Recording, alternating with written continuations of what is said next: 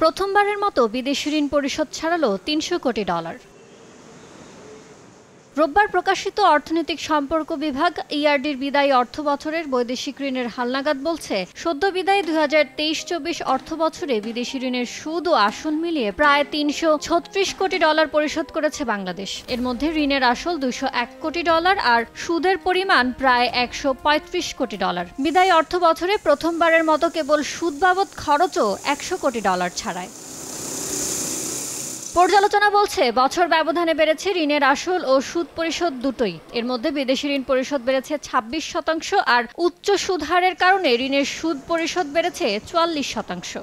2022-23 অর্থবছরে সুদ ও আসল মিলিয়ে $267 কোটি পরিশোধ করেছিল বাংলাদেশ। এর মধ্যে সুদ আসল $173 কোটি আর সুদের পরিমাণ $93 কোটি।